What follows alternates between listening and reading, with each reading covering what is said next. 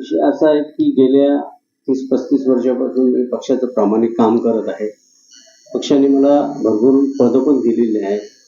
परंतु सध्या जे प्रदेश काँग्रेसमध्ये जे सध्या चालू प्रकार आहे की या ठिकाणी मध्यंतरी विधानसभेच्या निवडणूक झाल्या त्यावेळेला माझ्याकडे आमच्या टिळक भवनमध्ये 2 नाणं आहेत. त्याच्यापैकी एकाने माझ्याकडे 4 कोटीची मागणी केली आणि त्याने असं पण सांगितलं का हे पैसे रमेश चेन्नीतालांमार्फत द्यायचे आहेत. पण मला वाटत नाही चेन्नीताला त्याच्यामध्ये. तर अशी पैशाची मागणी जर केलेली होती माझ्याकडे आणि मग आपण त्या ठिकाणी गेले 2 वर्ष झाले तुम्ही पाहतात की माझा मुलगा अनिकेत मात्र या 2-2.5 वर्षापासून विधानसभेची त्यांनी तयारी केली होती महाविकास आघाडीच्या मार्फत आणि ऐन वेळेला सीट आम्हाला देण्यात आली नाही. मग निश्चितच या ठिकाणी नाराजी तर होणारच. त्याचबरोबर दुसरं मला बातमी अशी मिळाली मी नागपूरला गेलो असताना की या ठिकाणी भाजप काँग्रेसने नव्या मुंबईमध्ये तिकीट मागणी करू नये म्हणून भाजप नेत्यांकडून 2-3 कोटी रुपये घेतले आणि ही सीट सोडली काँग्रेसने. दोन्ही सीट बेलापूर पण ऐरोली पण मागू नये म्हणून.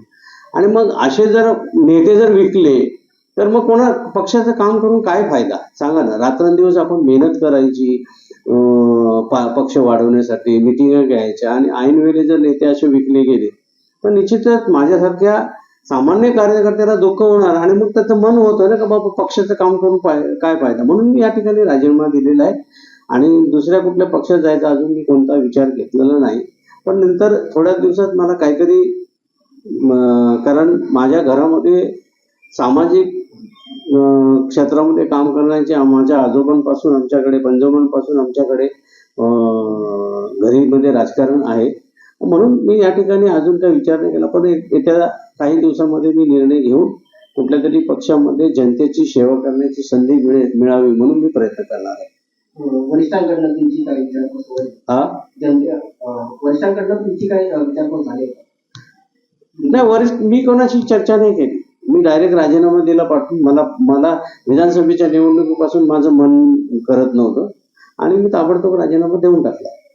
मला काल वाटलं पक्षाचे माझा मुलगाही आज उद्या राजीनामा देईल, माझी घरवालीही देईल, माझ्याबरोबर 2-4 नगरसेवक आहेत ते सुद्धा पक्षाची सोडचिठ्ठी थोड्या दिवसात देणार आहे.